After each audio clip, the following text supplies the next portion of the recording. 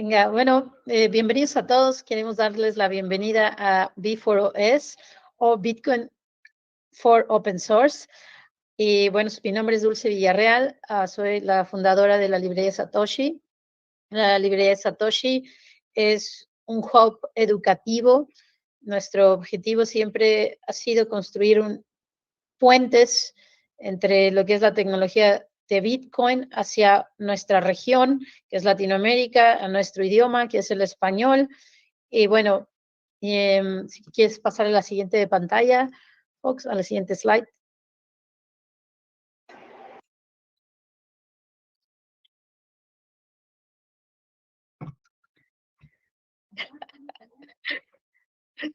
Oh, bueno, mientras vemos esto, les cuento un poco de mí. Empecé con Bitcoin en 2015.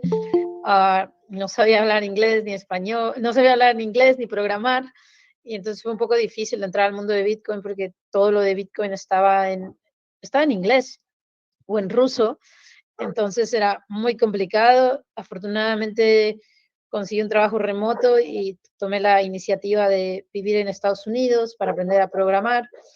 Actualmente trabajo en Silicon Valley, he tenido diferentes trabajos como developer relationship, product manager en VC Capitals de cripto y también como directora de Lightning Network en BAT, que ese fue mi último trabajo. Y bueno, la librería Satoshi ya llevamos más de 28 meses haciendo Proof of Work. Tenemos varios cursos, tenemos varias iniciativas y somos una comunidad. La idea es y el objetivo es hacer la educación técnica de Bitcoin accesible a nuestro idioma, que es el español. Eso no significa que si algún día no podamos dar cursos en italiano, por decirlo así, pero bueno, todavía no estamos ahí. Ahora, algo muy interesante es que la librería siempre es una comunidad, no solo yo, a lo mejor a veces solo ves algunas caras, pero en realidad somos todos. Y el objetivo es llevar oportunidades que a veces solo se encuentran en Silicon Valley o las tecnologías de punta a cualquier parte del mundo, ¿no? Yo me gusta leer mucho y estaba leyendo sobre Steve Jobs el otro día, y no sé si sepan, pero Steve Jobs, su familia es un inmigrante de Siria, y pues si se ponen a pensar qué hubiera pasado si Steve Jobs no estuviera en Silicon Valley, sino estuviera en Siria, la verdad es que sería otra cosa. Y bueno, un poco lo que le estoy contando es que lo que quiero hacer o lo que estamos haciendo es trayendo estas oportunidades que normalmente no están, traerlas hacia nuestra comunidad, hacia nuestra gente, y nuestra misión es hacerlo accesible a la mayor cantidad de personas. Y la idea es que cada uno de ustedes se convierta en Bitcoin Core Developer, educadores de Bitcoin, Developer Relationships, los próximos CTOs, que ustedes que son developers de full time y senior developers puedan ser los siguientes CTOs y emprendedores y co-founders de startups de Bitcoin en Latinoamérica. Nosotros creemos que la libertad es un derecho humano y Bitcoin es una herramienta que nos da la libertad financiera, nos da muchas libertades, es descentralizada, censorship resistant y es una tecnología que nos encanta, y por eso creemos que nuestro equipo cree que Bitcoin es un derecho humano. Por tanto, la educación en estas tecnologías debería ser también un derecho humano y es crucial para la humanidad. Y no solamente que Bitcoin puede ayudar la vida en nuestras comunidades de los latinos, de los españoles, de los chilenos, de los argentinos. No es solamente que Bitcoin pueda mejorar nuestras vidas. Nosotros, como developers, como builders, podemos mejorar Bitcoin y podemos descentralizar estas tecnologías que están súper centralizadas en países anglosajones o western countries. Todo esto siempre sale y empieza no en nuestra casa, ¿no? Entonces, ¿cómo podemos hacer que los siguientes innovadores sean nuestros vecinos, nuestros amigos, sean ustedes, y que sean ustedes la siguiente generación de CTOs de Latinoamérica y del mundo? Y bueno, sin más ni más, les presento a Federico Fox. Federico Fox fue exalumno de la librería, es uno de los mejores abogados, tiene una historia increíble de vida, aprendió a programar desde pequeño y bueno, ahora es el director de Bitcoin for Open Source y un gran amigo. Y bueno, los dejo con Federico Fox. Y, y si quieres, puedes cambiar el layout también para que se vea el layout a Spotlight. Vale.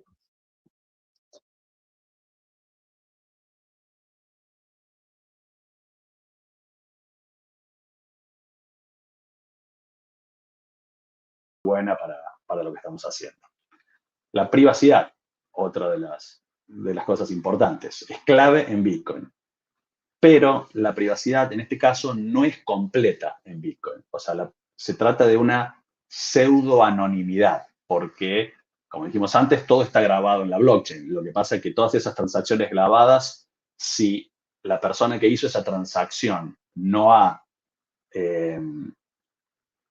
deliberadamente expuesto información sobre quién es, nadie va a poder identificar esa transacción con alguna persona en particular o con alguna entidad en particular, repito, salvo que esa persona lo haga público o de alguna manera o utilice sistemas o herramientas que esto le saquen la posibilidad de hacerlo. Entonces, desde el lado de esta privacidad, digamos, Bitcoin te da las herramientas para proteger tu autonomía financiera, tu seguridad personal.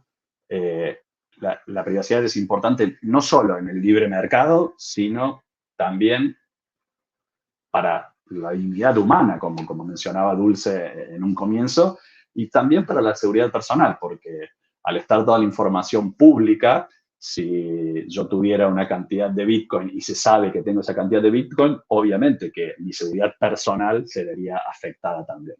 Así que en esto los invito a todos para que profundicen en la magnitud de las consecuencias sobre una pobre privacidad en el uso de Bitcoin, sobre todo en el uso del dinero común que uno utiliza, y que tengan en cuenta este gran avance que está habiendo a nivel mundial con las CBDCs o las Central Bank Digital Currencies, que por si no lo sabían, es una idea muy grande en el mundo de que los bancos centrales emitan sus propias blockchains o dinero basado en una blockchain, pero de nuevo, bajo el control de ellos. Por lo tanto, no tiene nada que ver con Bitcoin. Y lo peor de todos es que están siendo probadas o testeadas en Latinoamérica en diferentes países. Así que eso es algo que hay que tener muy en cuenta. Después, bueno, la fungibilidad, otra cosa importante, siempre la fungibilidad asegura que cada pedacito de Bitcoin sea intercambiable sin importar cuál es su procedencia, y esto es fundamental, de nuevo, para preservar la privacidad. Bitcoin en este caso es lo mismo que en el dinero en efectivo. Perdón, Fox, te interrumpo un ratito porque solamente estamos viendo una slide. Sí, B4OS. es correcto porque no he avanzado con otros slides allí. Así que estoy simplemente hablando de Bitcoin, no agregué nada de Bitcoin. Gracias por avisarme. Bueno, volviendo al programa, digamos, ¿por qué hemos logrado esto? ¿Por qué este programa para nosotros es algo realmente único? Bueno, primero, es diferente, tenemos metas muy claras. Queremos brindarle muchas oportunidades a los desarrolladores en su propia lengua. ¿Ok? Esto es clave. No les vamos a enseñar a programar. No estamos haciendo cursos ni de Rust, ni de C, ni de C++, o C Sharp. O sea, no. Acá estamos mostrándoles cómo funciona Bitcoin para que ustedes puedan aplicar lo que saben de los lenguajes de programación y toda su experiencia en buscar soluciones, herramientas, mejoras, etcétera, dentro de lo que es el protocolo de Bitcoin. Lo bueno de esto es que esta forma de enseñar que utilizamos nosotros, que le llamamos social learning o peer learning, o en los cursos de la librería que los llamamos seminarios socráticos, es porque nadie viene a dictarte una clase como en una escuela en donde te dan o en una universidad, donde te dan una lectura y después, bueno, ya está, se acabó.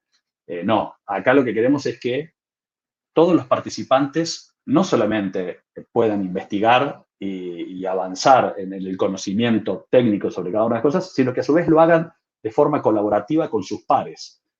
Por eso, más adelante les vamos a hablar del canal de Discord y todo, pero la idea es que cada uno, independientemente del nivel que tenga de conocimiento, ya sea de Bitcoin o ya sea en un lenguaje de programación y su experiencia, pueda trasladarle a los demás y se pueda generar esta red de gente que está conectada, pasándose información y aprendiendo de manera en conjunto y ayudando al otro para que todos podamos avanzar. Aquí no es una carrera, acá no estamos en una competencia, sino que la idea es que todos podamos avanzar de manera conjunta para seguir solucionando, para seguir agregando cosas y mejorando Bitcoin, que le va a solucionar la vida a muchísimas personas, sobre todo en los países en los que nosotros estamos. Bueno, no, como decía, digamos, acá no se trata de solamente de memorizar algo de información o datos específicos, sino que, y por supuesto, vamos a hablar y aprender conceptos especiales, como puede ser SegWit, XPaths, los HTLCs en Lightning. Bueno, a medida que avancemos y que ustedes avancen sobre todo, van a ir profundizando más y más en estos temas.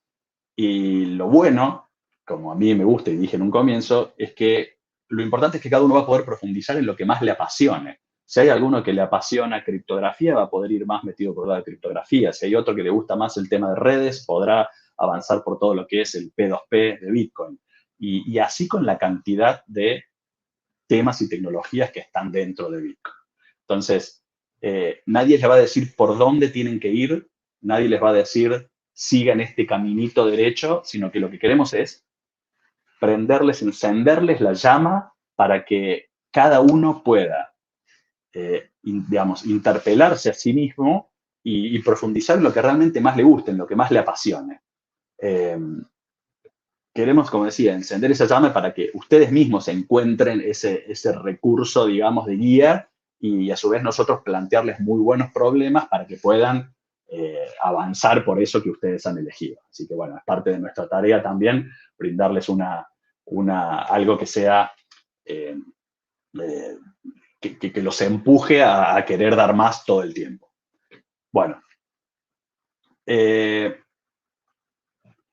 importante, aprovechen todo el material que les vamos a estar dando, que tenemos publicado. A su vez, quiero que compartan material que ustedes conozcan, que por ahí hay temas que dicen, no, bueno, pero este tema se ve mejor en este otro recurso. Bueno, aprovechemos eso, es colaborativo.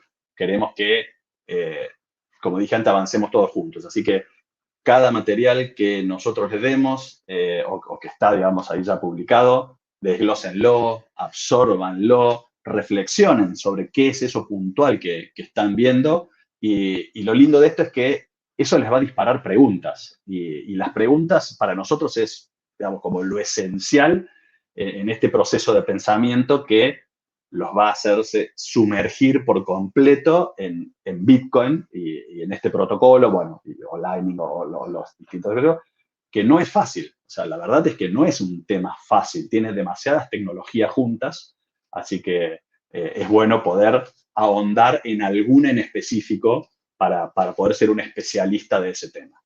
Bueno, como dije, la cantidad de madrigueras que tiene Bitcoin no es otra cosa que el reflejo de la cantidad de tecnologías que se han unido para darle vida a Bitcoin. O sea, si bien Bitcoin sale en el 2009, se venían haciendo muchísimas cosas que le dieron origen después a la larga a Bitcoin.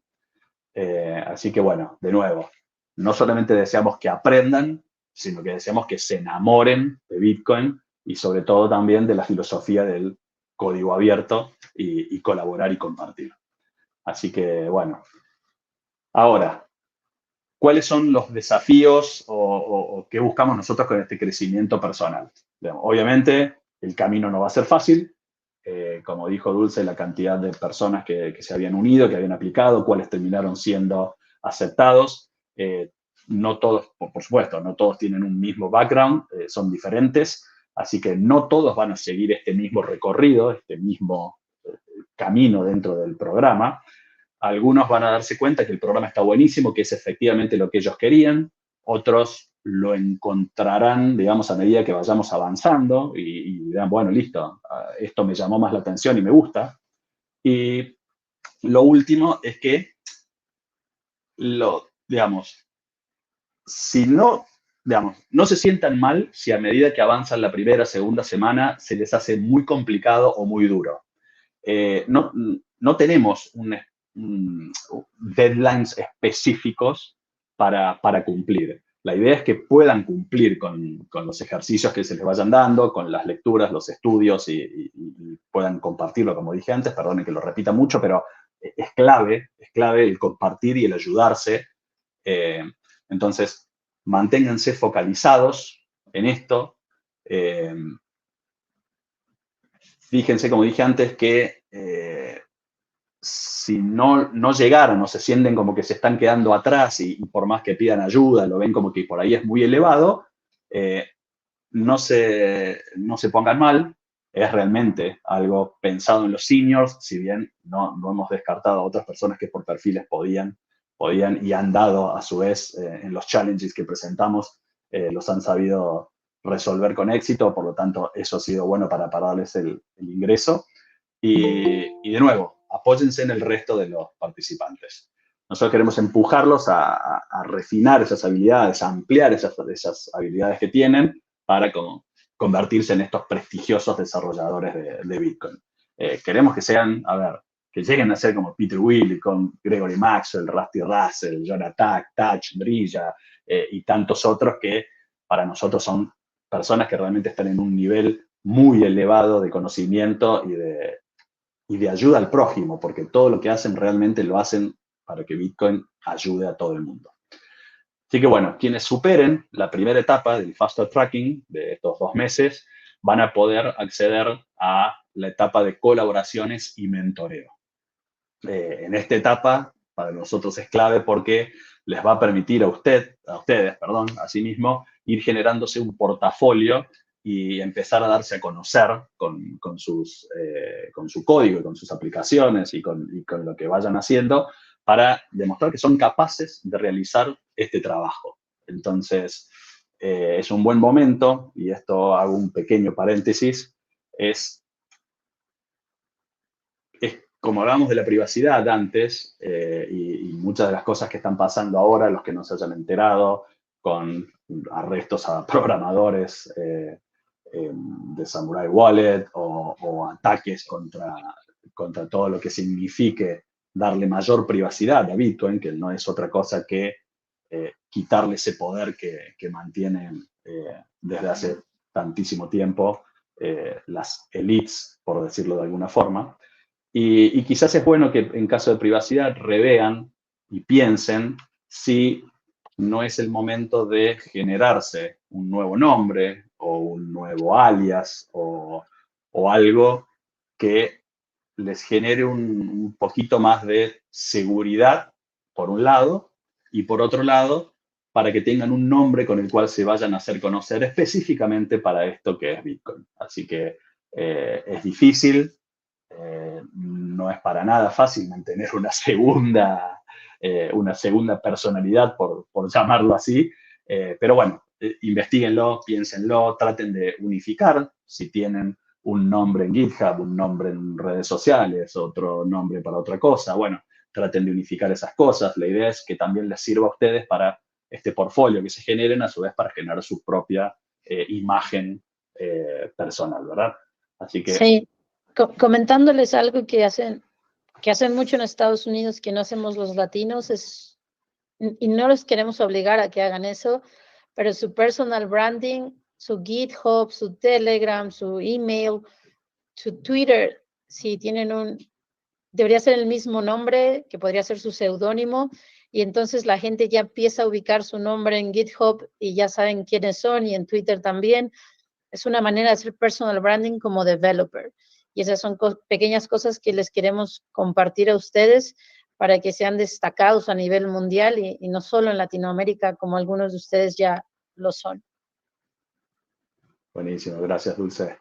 Bueno, lo último ahí, digamos, siempre tengan en cuenta que si optan por hacerse una nueva identidad, es realmente muy fácil descuidarse y linkearla con la anterior. Así que investiguen mucho, estudien mucho y sean muy como decimos en Argentina, muy pillos si van a tener que hacer eso. Bueno, ahora, con respecto a nuestro programa, que siempre decimos que está basado en una comunidad y en la colaboración. Obviamente, el aprendizaje que nosotros hacemos, como dije, es colaborativo, no es impartido. Nuestro servidor de Discord, que de nuevo los invito a los que todavía no hayan ingresado, por favor, es el servidor de la librería. Si no, los mails que les hemos enviado están. Si alguno no pudo ingresar porque había vencido el link de invitación, vuélvanos a escribir que los vamos a activar. De nuevo, el servidor está activo, obviamente, 24 horas. No hay ningún problema con esto. Esto les genera a ustedes un espacio no solamente para colaborar, resolver problemas, sacarse dudas, compartir las ideas que tienen, sino para intercambiar en buenas charlas, digamos, generar charlas interesantes sobre los temas. Y es importante que recuerden ser pacientes, respetuosos, aprovechen para ayudar a los demás, lo cual es clave, digamos. Esta interacción siempre enriquece la experiencia tanto para ustedes como para sus compañeros, así que de nuevo, no es una competencia. Tenemos que mejorar todos en distintos aspectos de lo que hacemos, así que todo lo que uno comparta va a estar bueno para el otro y alguien lo va a poder tomar para mejorar algo. No importa si son las hard skills o los soft skills, que también vamos a tratar de ayudarlos. Y les puedo asegurar que la cantidad de horas que los desarrolladores de open source, o en este caso también, como decimos nosotros, los devs de Bitcoin, le dedican a discutir los temas, a revisar código y a responderles a sus digamos, colegas, es mucho más grande que el tiempo que le dedican solamente a codear. Así que eso ténganlo presente y es bueno que empiecen a aplicarlo también. Como ejemplo, ni hablar, podemos mencionarlo a Linus Torvalds del kernel de Linux. Ya no codea, pero se la pasa revisando los PRs. O, por ejemplo, Gloria Sao, que es una Bitcoin Core Dev, que también, la mayor caso, digamos, tiene un 50% de su tiempo, que ella lo comenta siempre, se la pasa revisando PRs. Un 30% es parte codear y parte discutir lo que ella esté trabajando en ese proyecto en particular. Y después tiene un 10% para docencia y un 10% para investigar. Entonces, imagínense la cantidad de tiempo que están compartiendo conocimiento y ayudando a los demás. Así que eso es clave. Ahora, digamos, no tenemos una calificación por sí en la forma en la que manejamos las cosas en la librería, sino que nos basamos en el proof of work, de la misma forma que Bitcoin. ¿Qué significa esto? Ya sea que ustedes estén generando, ni hablar, los ejercicios y las pruebas que vayan pasando. Cómo comparten con sus compañeros, cómo participan en Discord en las charlas o discusiones o ayudando a los demás.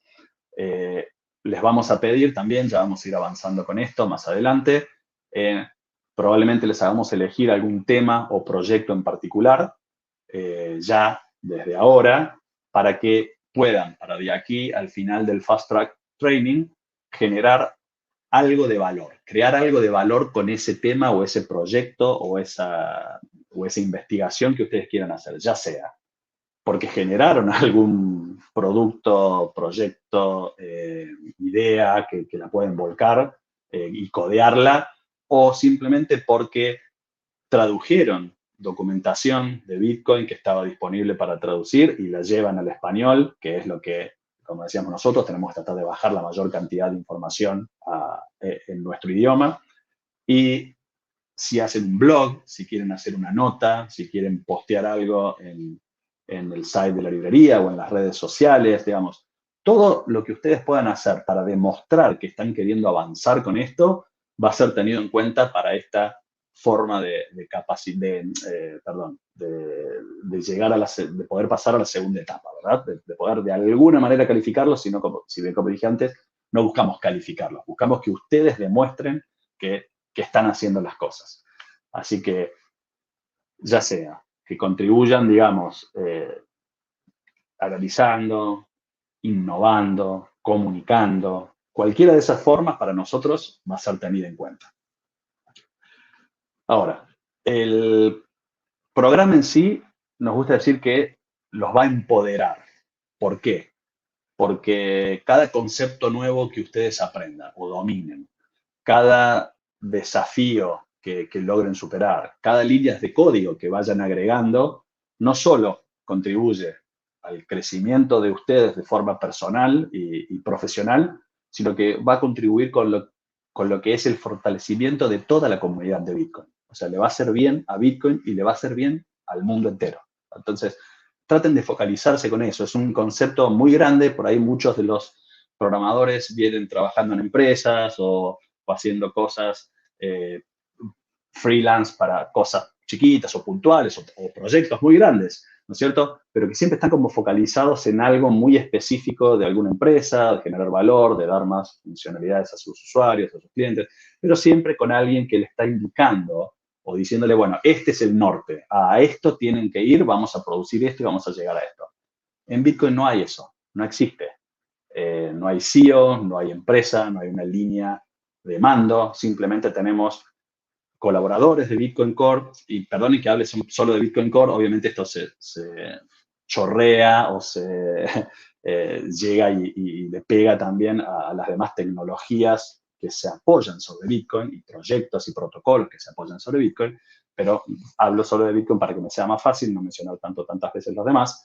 Y entonces, si ustedes quedan en su cabeza con que lo que están haciendo realmente ayuda y es por un bien mayor que simplemente el trabajo para una empresa o una compañía, les va a dar una satisfacción personal que por lejos es superior a lo que hayan sentido hasta ahora con sus trabajos. Así que no quiero ya estirarme tanto, no sé si habrá llegado el invitado que tenemos, no he estado siguiendo, perdón, los canales privados que tenemos de comunicación en el equipo, pero la conclusión es, a medida que comenzamos este viaje, ¿no es cierto?, este transformador, recuerden que Bitcoin tiene el poder de cambiar absolutamente todo. A nivel histórico, y lo repito muchas veces porque tengo una madre que es profesora de historia, yo creo que Bitcoin es algo que va a cambiar y va a marcar como una nueva era en la historia de la humanidad. Así como hemos estudiado todas las eras, Bitcoin viene a hacer este gran cambio que le va a devolver a las personas su soberanía financiera, muchas cosas relacionadas con la libertad. Así que bienvenidos todos para poder construir y apoyar en este gran cambio que queremos. Y recuerden, van a poder, si aprovechan esto, se van a transformar en figuras referentes en el mundo en esta tecnología. Así que bienvenidos a todos. Va a ser mucho proof of work y estamos tremendamente contentos y ansiosos para este avance, emocionados por la currícula que hemos preparado. Queremos ver cómo la van a utilizar, porque de nuevo queremos que todos aporten. Esto es colaborativo, lo nuestro es simplemente presentar las cosas y ustedes tienen que hacerlo, impulsar. Así que aprovechen la oportunidad, pónganse a prueba y recuerden, no solamente están aprendiendo tecnología, sino que están construyendo un nuevo futuro para la humanidad. Gracias a todos. Y los dejo ahora de nuevo con Dulce, que seguramente algo más quiere hablar. Sí, ¿puedes dejar de compartir pantalla? Voy a compartir. Vamos a ver a la parte de preguntas y respuestas en lo que llega nuestro invitado. Solo voy a checar que tengamos acceso a todos. A ver, ¿pueden ver mi pantalla? Ahora sí, no, todavía no, ahora sí. Ok, entonces, lo de construir su portafolio,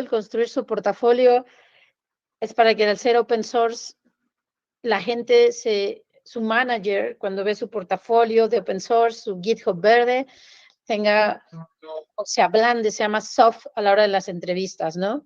Esa es una parte. La parte de comunidad, vamos a tener barbecues o asados en aquellas ciudades donde tengamos cierto número de personas, como en Buenos Aires, como en Madrid. Y si bien es cierto que se les dijo que no es obligatorio venir a todas las clases, sí es necesario participar de las actividades que son en persona. Eso es muy importante porque vamos a tener tribus o crews o chapters. Perdón, vamos a tener pools, piscinas, como en la escuela de 42 vamos a tener piscinas que van a estar a lo mejor por lenguaje de programación, o bien puede ser por seniority o por cualquier cosa, pero también vamos a tener capítulos por ciudad, donde la idea es que se reúnan y hagan, conecten en real time. Eso es lo que les platicó Fox, y espero que no haya duda, es un funnel, solo los mejores pasan, 7 semanas de fast track training, 4 meses de construir tu portafolio. Si no te alcanza para llegar al portafolio building y no te hacen un matching con un developer, aún así puedes trabajar en tu portfolio building y tener un portafolio internacional o global. Nadie te limita, tú sigue haciendo proof of work. Preguntaron si no puedo ir a Buenos Aires. Si no puedes ir a Buenos Aires y da la casualidad que tu mentor tampoco puede ir a Buenos Aires, podrías tener una residencia remota, sí. Y también si hay mucha gente, por ejemplo, en Madrid, y conseguimos recursos para hacer una residencia en Madrid, podría ser que haya una residencia en Madrid o en la Ciudad de México. Y para los mejores developers, los más destacados en el funnel para 2025, vamos a tener microgrants. Este microgrants o nanogrants es para poder hacer una transition de Web2 a Bitcoin. Y a veces tienes un buen salario, un buen trabajo, pero tampoco vas a dar el salto así porque así. O simplemente están súper aburridos en sus trabajos. ¿A quién no le ha pasado que su trabajo le queda chico, se aburre, saca el trabajo en 4 horas? Esto es otra fuente de ingreso, open source, tú eres tu jefe, trabajas a la hora que quieres. Es muchísima responsabilidad, nadie te dice qué hacer, cómo hacerlo, pero si eres una persona con independencia, con agencia, o sea que no te tienen que decir qué hacer, esto es para ti. Si te aburres en tu trabajo, si tienes un montón de cosas que quieres hacer y no sabes cómo y tu trabajo no te lo permite, este es el lugar para hacerlo, y los microgrants te van a permitir que no sea solo un hobby, sino que sea otra fuente de ingreso para tu familia. Y bueno, este es el calendario. Buenísimo que ya entró nuestro invitado, Rusty Russell. Este es el calendario. Estos son algunos de nuestros mentores. El día de hoy tenemos a Rusty Russell, que se acaba de unir con nosotros.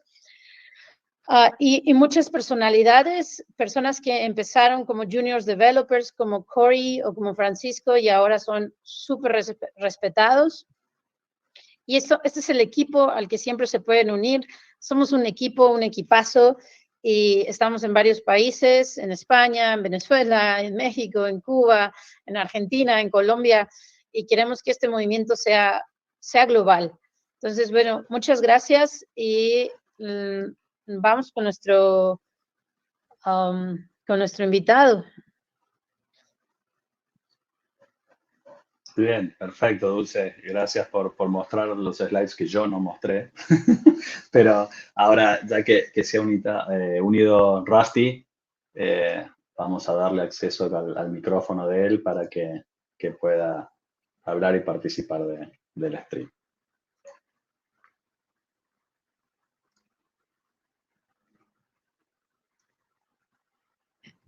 Es que creo que no te diste cuenta que no se veían las slides, no pasaban. Es cierto. No, yo no las pasé. Estaba mirando, pero no pasaba los slides. Se las vamos a pasar, las slides. Y todo el material que tenemos, todo es open source, todo está en GitHub, y estamos aprendiendo con ustedes y queremos ser mejores cada día. A ver, ¿quién le podía dar micrófono? A ver, acá lo busco. Y le doy. A ver, un segundo. Acá está.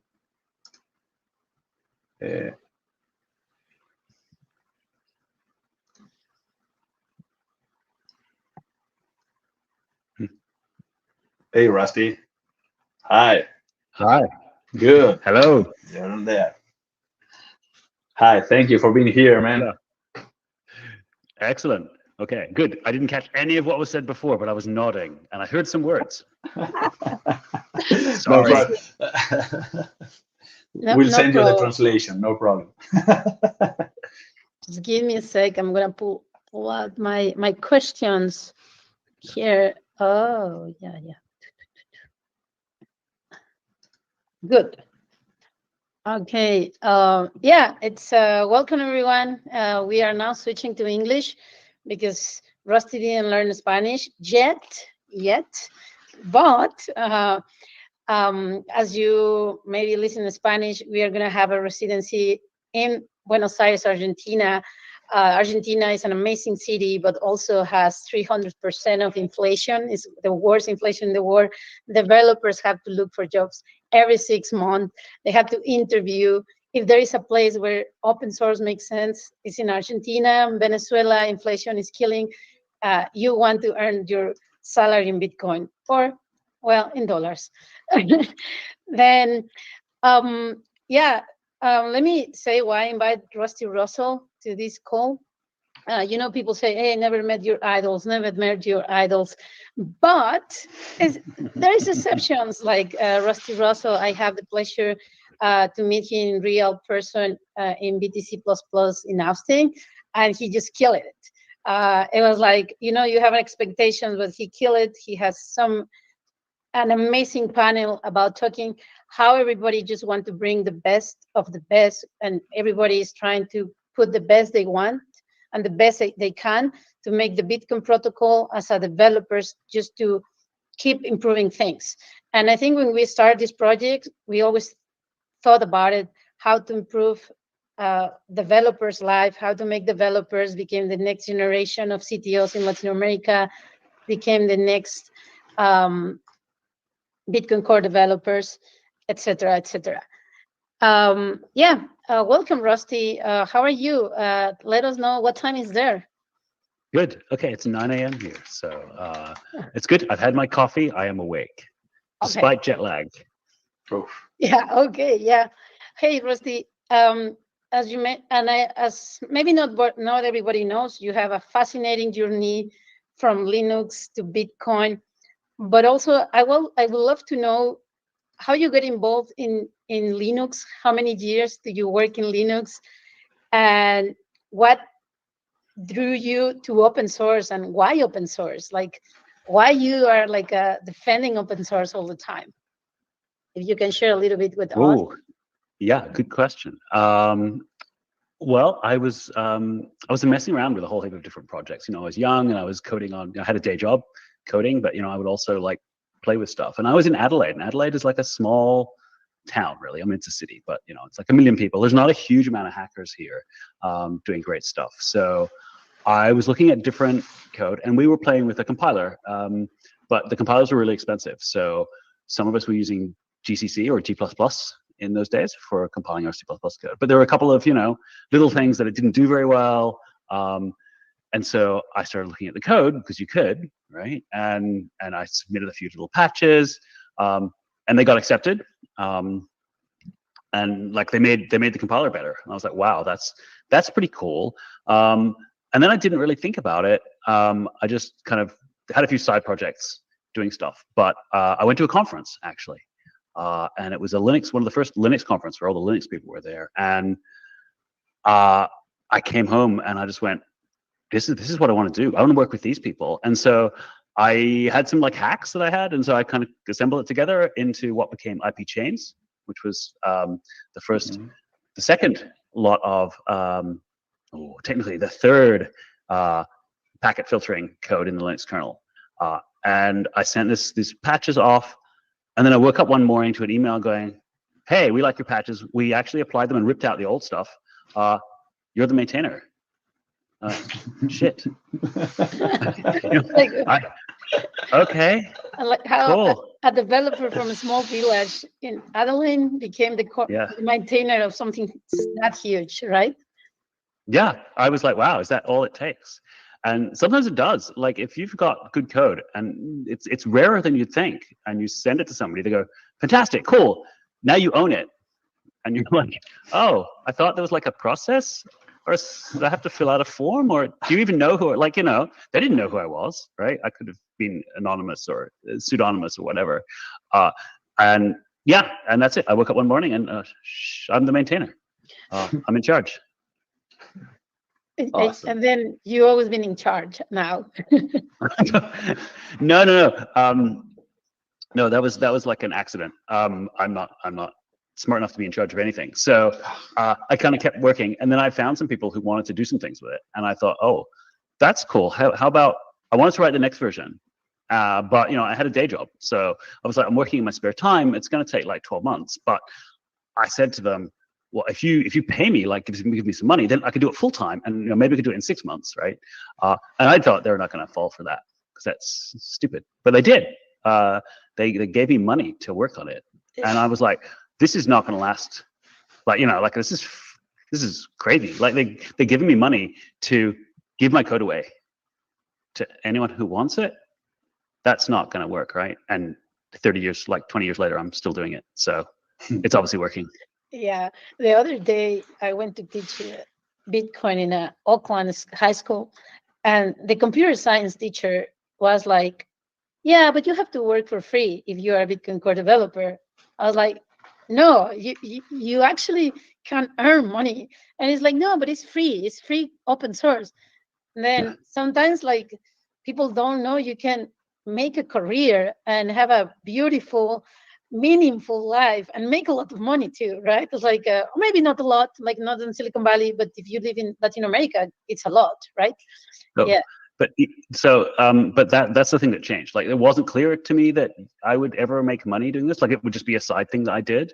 But it's been my full-time career, and I'm not underpaid. Like people still throw money at me because they need this stuff to work, right? It's really important to people. And the idea that they would own the output, that isn't important to them. Like for most people, that's not. They just want the stuff to work, right? And they will pay someone who makes it work.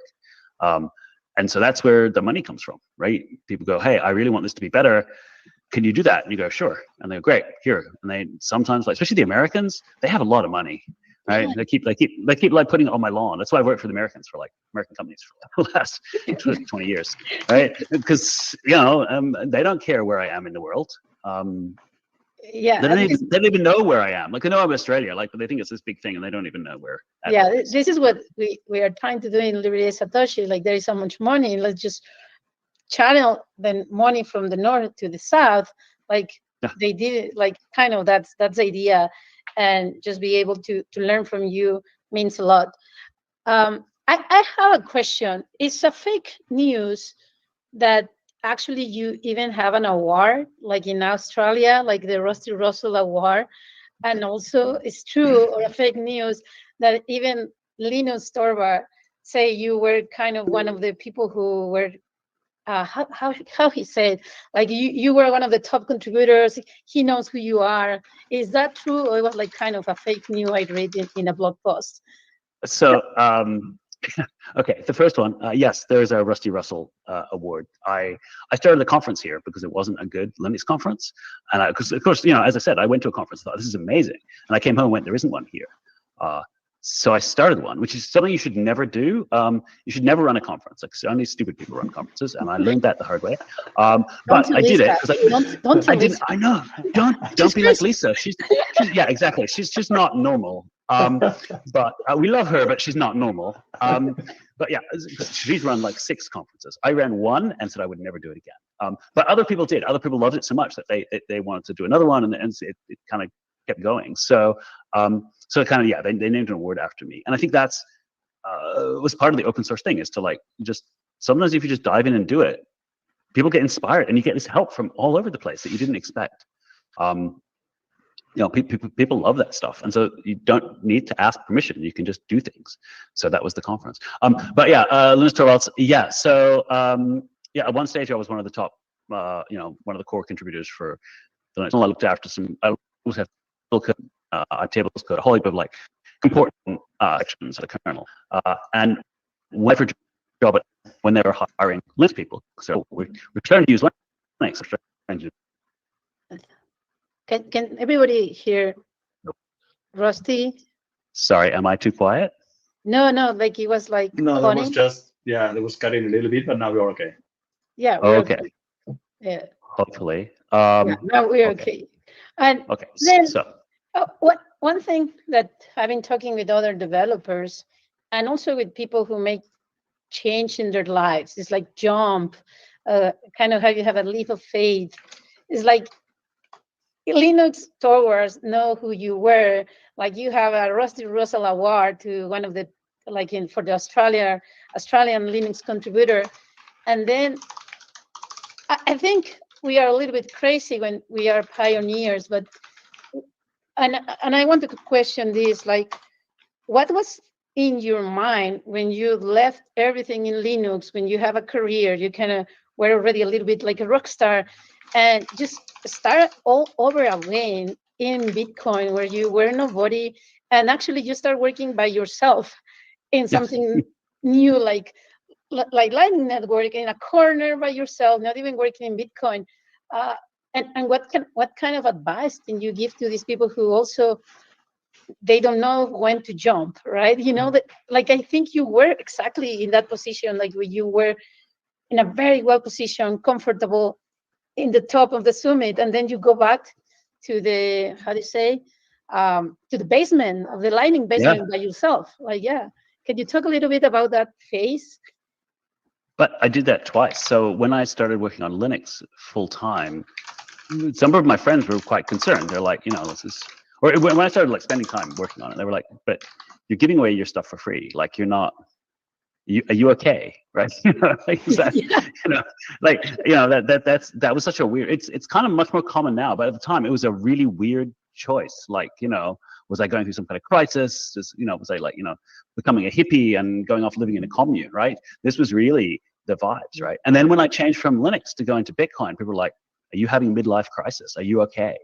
Right? Because you've gone from like this, very secure, very, well-paid job doing, something that you love and, has respect with people around the world. And so this thing that's like really scammy and everyone, was like, wow, they had all these opinions about it and stuff. And some of them are still like, I don't know, when's Rusty coming back, right? I'm like, well, it's been 10 years. I'm probably not coming back now. But they will learn. And to be fair, I have to credit my wife because I said, I want to go to this crazy thing where I give up my really good, perfect job and join a startup again, working on Bitcoin. And she said, I'm much nicer to live with when I love what I'm working on. So she said I should go do it, which is good. Huge support. So that helps. Have someone else like push you is kind of good. But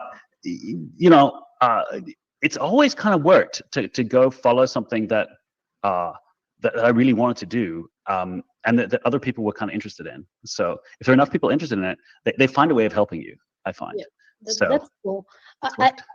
I was listening to this podcast and you talk about you talking with your wife, and then I think sometimes people don't realize like hard skills are good and know C++ and know everything is good, but having good communications actually is one of the most important skills as a developer. And I think this translate of the communications you can have with your partner, with your family, with your friends, is like why we are taking this jump into Bitcoin. Why, like myself, like, sorry, I'm leaving, I'm going to America, learn English because I am really interested in this thingy that is Bitcoin and I couldn't explain. But I think I realized one of the most important skills for leaders in the industry is communication, right? And that is what makes you, I think, I've been in the meetings with you, in the Lightning Specs meetings, in the core Lightning meetings, and I really think sometimes developers put so much time in hard skills, but not the same in soft skills. Do you have any advice for developers who are getting into open source? What are kind of the soft skills that are important to have for Bitcoin open source? Oh, it's really good though. It's true because it's a team sport, right? You can't just do everything yourself. Usually, like you can only do a little bit by yourself. There's some projects you can do by yourself, but the really big projects, you need so much other people doing things. And remember, they're not doing it because you're paying them.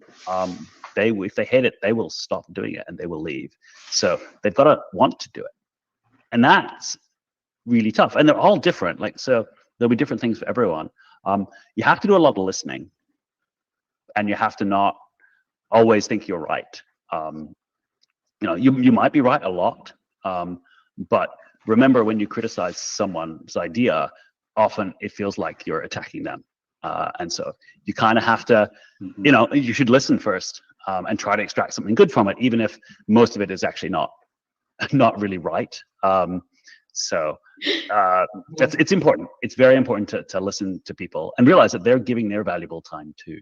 So, but the more you listen, the easier communication is. Okay, listening. Then I'm gonna later in the Discord share a TED talk about listening. And actually, I was a really bad listener until I couldn't speak in America. Then I have to listen, right? And actually, it helped me to improve my listening when I couldn't talk. That's a good way to learn. Okay, I have another question. Let me see. I have a question. What is one of the projects that you are the proudest about? And that like in your past or right now that you feel like, oh, I'm very proud of this project, and why? Okay, so there are a whole heap of technical projects that I'm quite proud of, but actually my proudest projects are the ones where I built up a team and then the project goes on without me. Like a team that was so strong and so great to work with that I could leave, and it kept going and had a life of its own.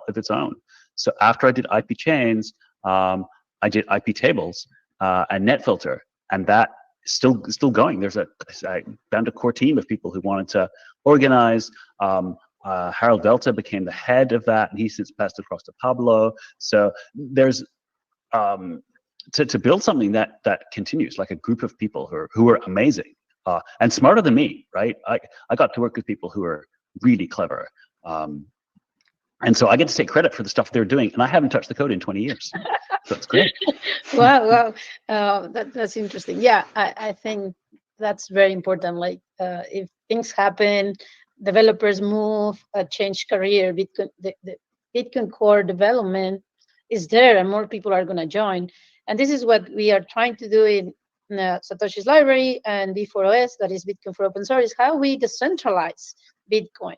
Yeah, I remember we have this conversation, I think 2 years ago, is why I'm doing what I'm doing is, because there is different use cases in different communities, and we need different perspectives. And I always think diversity is not only, of course, about the color of your skin, is the way you think, your life, your experience. And the more decentralized is the code, the most strong is the community and the code too.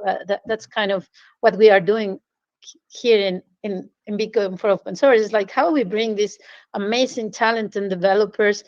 We have more than 100 developers who passed the code challenge for almost 350 developers, and we are just so excited about just sharing our passion and love for Bitcoin. Like I have a question about a lot of people in Latin America, in the Caribbean, even in Spain. Like we don't know open source, and we don't know Bitcoin and open source. In your remarkable career in FOSS, Linux, and Bitcoin, what do you think are the unique benefits or opportunities to be in this career, on this path? What Bitcoin open source offer to developers? It's a commercial for them, of course. So for me, I got to work with people I got to work with the smartest people in the world, wherever they were. Totally. That was absolutely amazing. My standards are really high now because I think of myself as not too smart, because I worked with people who are absolutely amazing. And so you measure yourself against them, and if you do that for long enough, you get smarter. Like you get really good at things. And then people come out and go, wow, how did you do all that? And you're like, that's nothing. You should see some of the people I've worked with in the past who are incredible. I mean, Linus Torvalds, you've already mentioned, but there are a whole host of other people who are doing brilliant things. And like you work with them for free. Like they don't charge you to take these lessons, right? They actually they answer your emails, and they help you with stuff, and they fix your stuff. And they go, oh, why didn't you do it this way? And you go, well, that's brilliant. Why didn't I do it that way? Because I didn't know, because I'm not as smart as you. And you learn this. And you discover that they like working with you too. It becomes this amazing community, and joining that has been life-changing. But also, I got to travel the world and talk, all these different places and meet all these different people who I would never have, if I'd had like a normal job, I never would have got to do all that. But I guess commercially, one of the things is that I've changed jobs before and kept working on the same thing. So normally, like if you're working in some company and you're writing software for them, when you leave, that all stays behind. I know, it's so sad. You have to start over zero. It's like this thing of you are a junior developer for 10 years, like because you cannot keep going and specialize and be better and better. Like if you have to change jobs, it doesn't allow you to be excellent in something. That's kind of sad. Yeah, exactly. So whereas this way, I was like, well, I could have someone else pay me and do basically exactly the same thing if I wanted to. That's pretty cool. Like that's really unusual, but something I take for granted. Yeah, I think I want to deep a little bit more in the smartest people are always in open source. I realized like after COVID, your life expenses, or like after having enough money that you can cover your shelter, your food, do specific things that we like to do, like maybe traveling or hobbies. There is no more, like money has a limit of that you can buy. Like you now that I live in Silicon Valley, I met people who are ultra rich, and they go to the same farmers market or tianguis. Like they go to the same places. They do the same things that I do. Like there is a limit of happiness that money can buy. And like for me, at least with Bitcoin, and when I'm learning something new, is this stimulation of talking about building something with a specific technology that is so complex that challenge my intellectual personality. And I go to the conference, talk with Lisa, talk with you, just talking about all these things about trust and cryptography and all the amazing things that we can do with technology. Like we can change the world. I think open source and Bitcoin open source is one of the only fields that you feel every time you're building something, you are changing the world a little bit. It's kind of chasey, but it's what I feel. That happened to you too? Yes. Yeah. So I created. So you talked about things like what was I most proud of. I make tools for developers, right? So I make things in the kernel, and then people use that to, they use the kernel interfaces to make actual applications that people use. I don't usually make things people use, but I made this little compressed file driver for to like squeeze a file system down onto like a tiny CD. And then one day I got this email from someone saying, hey, could I use this for my project? And I'm like, sure, yeah, okay, I'll just, because I hadn't put a license on it. I think I just hacked it. It was like a 2-day project. And they wanted to do it. And so I thought, oh yeah, cool, you can have it. Like, obviously, here's a license, go. And I didn't think anything of it. And then this person, Klaus Knoppe, came up with this thing called Knoppix. And Knoppix was this like one CD that would boot on like every computer you could think of, and it was pretty and it was flashy and it was just amazing, and it all ran off this CD, so you could just put it into any machine and it would turn into a Linux machine. It would just do all these things and give you a great demo. And I was like, wow, that's amazing.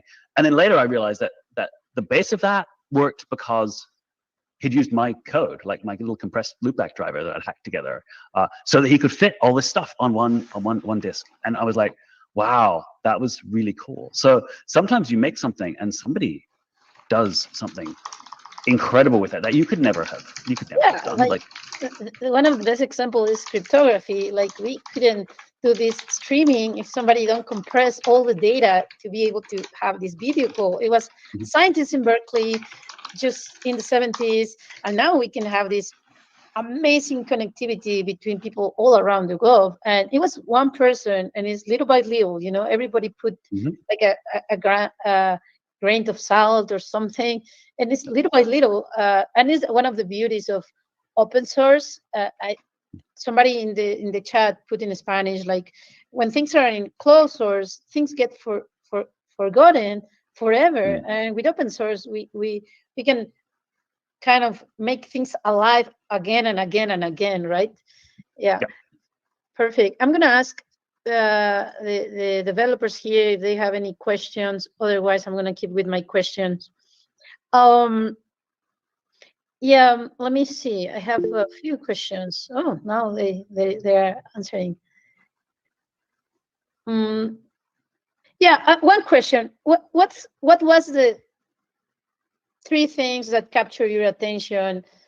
Why Bitcoin, right? Like, what made you move from the Linux to the Bitcoin path? Can you, or what is your story with Bitcoin, if you want to share a little bit? Yeah, so I was always interested in other open source projects, so I hacked around like a whole heap of, because originally like Linux was the big one, but there were everyone like was, oh, we'll do some open source things, and I hacked an open source game because it was fun, and I'd see these open source projects pop up, and of course Bitcoin popped up, and I read the white paper, and I thought, oh, this is actually really interesting, because I'd followed cryptography for a while, like in the background, the cypherpunks and things like that. I'd never been involved, but I knew about them, and then I thought, okay, well, I was kind of just following along in the background. I bought some Bitcoin to test it, and I spent some Bitcoin, and I bought some shoes from Iran and a few other things online, and I sent my coins around. I was like, this was kind of fun, right? But it wasn't real money yet. It was still really a toy. Then Mt. Gox happened, and Bitcoin crashed, right? And everyone was like, Bitcoin is dead. It's it's all over. And I remember thinking, this happened to Linux in like 1999 after the .com boom. Like, it was, Linux was fantastic. It was everywhere. Everyone was saying, oh, we're going to have Linux on the desktop. It's going to take over Microsoft. It's all going to win. It's amazing technology. And then we had the .com crash in like end of 1999 and 2000. And Linux was dead. No one was interested. Everyone who was saying, oh, we're going to do a test rollout and everything, they all vanished, and it was nothing happened. And everyone was like, oh, well, this was like a .com thing. It's not going to last. But we kept working through that, right? And then next time a crisis came around, 2008, and people couldn't afford like their real Unixes, we were ready and we'd matured. And so suddenly then, people started using it, and it looked like it had died, but it was actually, the technology was solid, and we just kept working. It was great. So when I heard this about Bitcoin, everyone was going through this, oh, Bitcoin is dead. I was like, hold on, I've heard this story before. The technology is still there, and it's still useful. And I was like, now's the time to get in and do the work, right? So that when the world needs it, it will be there. And it will be slow growth, but I'm like, I've seen this story before. Because the Linux story was, that's not how you build an operating system. Like, you can't, everyone knew to build a really good operating system that would run your computer, it had to be a big corporation. They had to have, lots of resources, huge engineers, massive buildings, all this stuff, right? And a bunch of random, maybe students on the internet couldn't build an operating system that anyone would want to run. That was, everyone knew this, and they knew this so well, they didn't even have to think about it twice. But that story changed. And now everyone's like, well, why would I run an operating system I can't read the code to, right? It completely changed.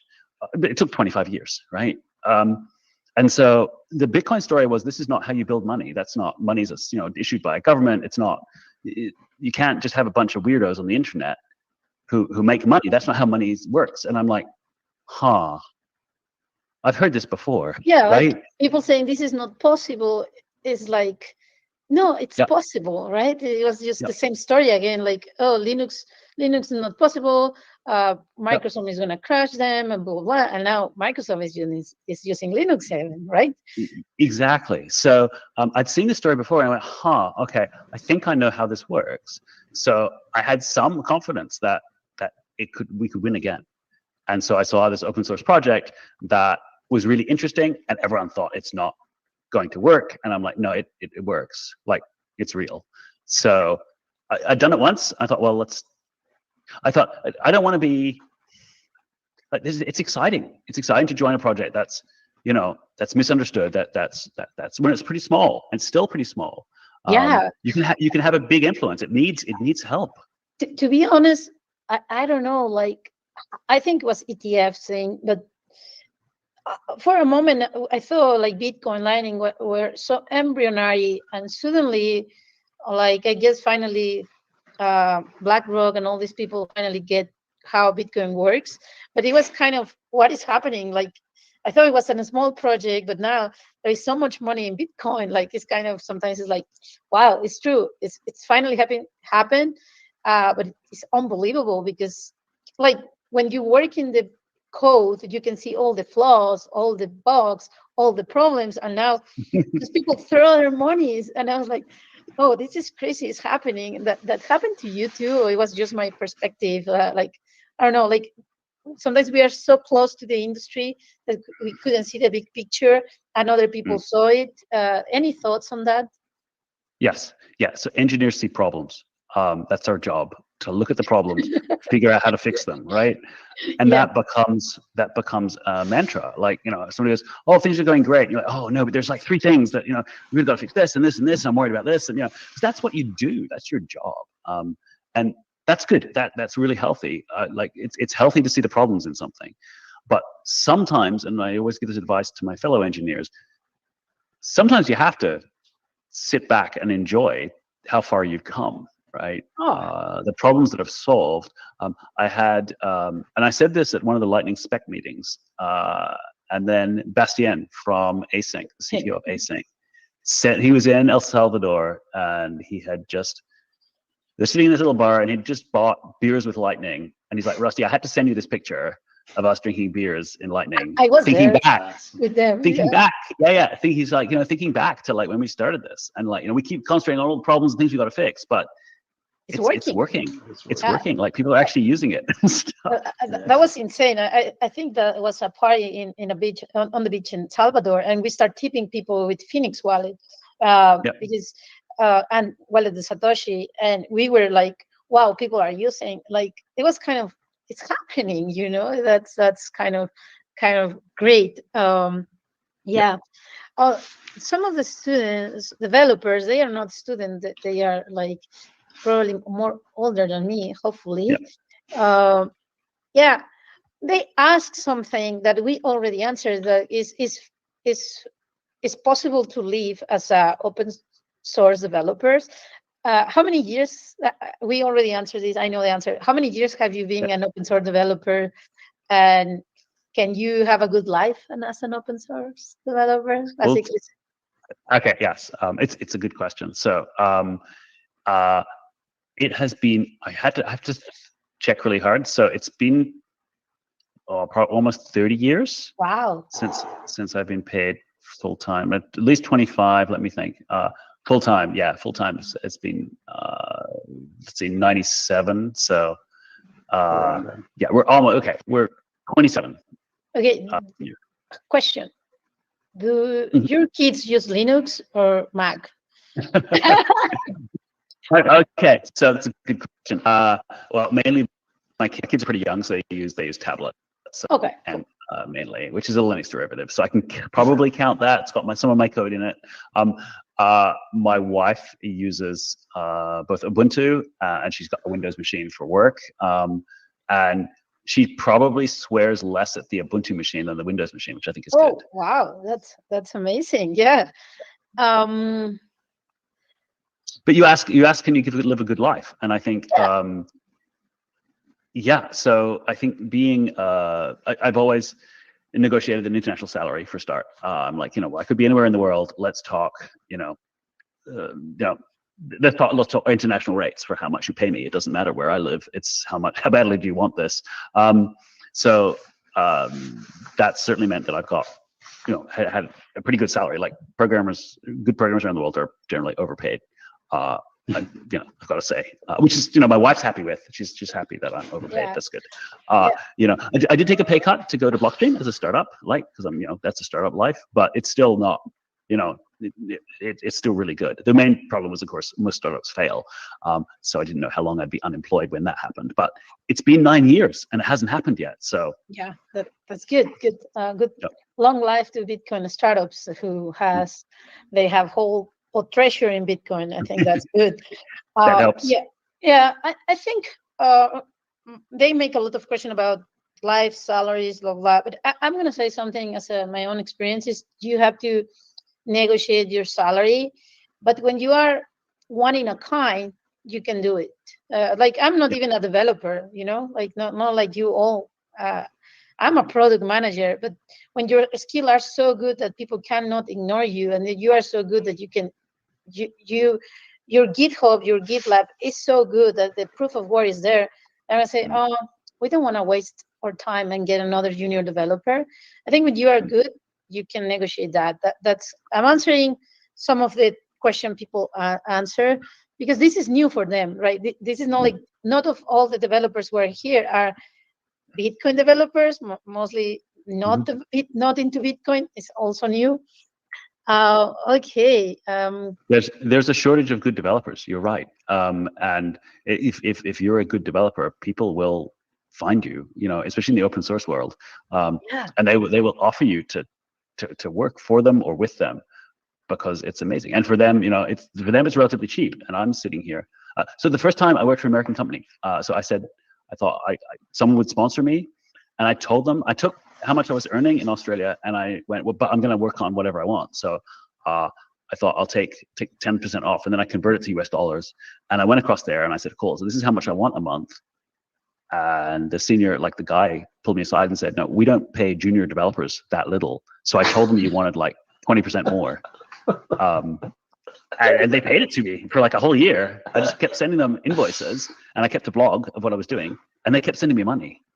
Yeah, I think sometimes when we are new in the space and we don't know how it works global market, but like in San Francisco salaries are very high, right? But nowadays, I feel like companies are going to get more used to hire remotely. And this is why Bitcoin for open source makes sense. Like you can have somebody who live in the countryside of Argentina, can do hiking and being a developer, be happy with their family. There is no reason why she or he or they will keep working in Mercado Libre or Amazon if they can be their own bosses working in open source and earning more even, right? That's right. Yeah, and the problem is finding those people, and that's where open source shines, right? Yeah. Because there's, you find a good developer, and you can tell that they're actually good. Someone asked what's my story with the Lightning Network. Should I answer that? Yeah, of course. Yeah, absolutely. So I was like, okay, I'm gonna change. I'm gonna start working on Bitcoin. And I'm like, oh, it's in C++. And so I haven't worked on C++ for like 20 years. So I was like, okay, I'll read up on C++. Its language has changed a lot. I bought a book and I kind of worked my way through it. And I was like, okay, I think I'm ready. And I flew across to Blockstream to like spend a few weeks there talking about what I was going to do with them. Thinking I'm going to get to be the new kid doing Bitcoin core development. It's going to be so much fun. I'm going to learn so much from these like really great developers. It's going to be amazing. I'm going back to the bottom. I'll be making them coffee and hoping to code. So that was my plan. And right at the end of that, the lightning paper had just dropped before I went to San Francisco to visit them, and the lightning paper was really hard to read. And so I actually wrote some blog posts, which was like, here's how it works. When I finally understood it, I basically spent these blog posts. If you read these blog posts, then you'll be able to read the paper because this is the explanation of what they're doing. And that kind of went viral, and a lot of people learned about the Lightning Network from those. Or learned about how it actually worked from those. And so then I was at Blockstream, and right at the end of my 2 weeks, Greg Maxwell, who was CTO of Blockstream, said to me, "Oh, yeah, we've decided you should go work on the Lightning Network." And I was like, but I wanted to work with you guys. But at the time, no one else was going to do it. Right? They'd written this paper on the Lightning Network, but they had day jobs. They had other things to do. So they kind of got this idea, but they weren't going to do it. And Greg Maxwell was like, someone's got to write it. So why don't you do it? And I was like, oh man. So yeah, so that started the Lightning Network. And then of course, the two authors did start a company, and so did Async in Paris. Decided they wanted to do some Lightning Network stuff as well. And so yeah, then there were 3 teams building it. And so yeah, we famously met in Milan to hash out you know, we'd all, I mean, we had an implementation that worked. They had parts of an implementation, but hadn't done the whole thing. And so, right, so now was the time we got together and we decided, here's what, we obviously wanted to be interoperable. And so, yeah, we agreed on the whole spec, everything, and then we had to keep meeting to fix things up that we hadn't thought of. But that was the beginning of the process. So that's how I became like the chair of the Lightning spec committee and the first person to implement Lightning, because I didn't get to work on Bitcoin Core.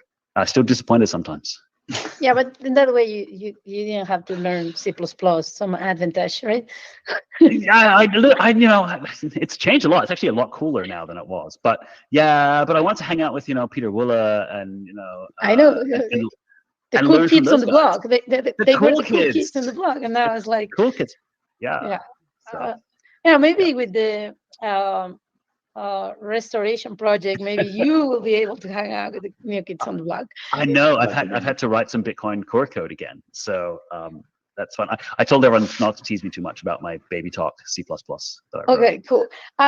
Somebody asked, like, and you can, guys and pals, gals, you can put your name there if you want. But there is a really good question: how I could decide in which project I can contribute? Like, I don't know which one, where to start. Basically, basically, this person say also, I want to take advantage of my abilities, but I don't know where to start. Do you have any advice on that? Yeah, start with something you know.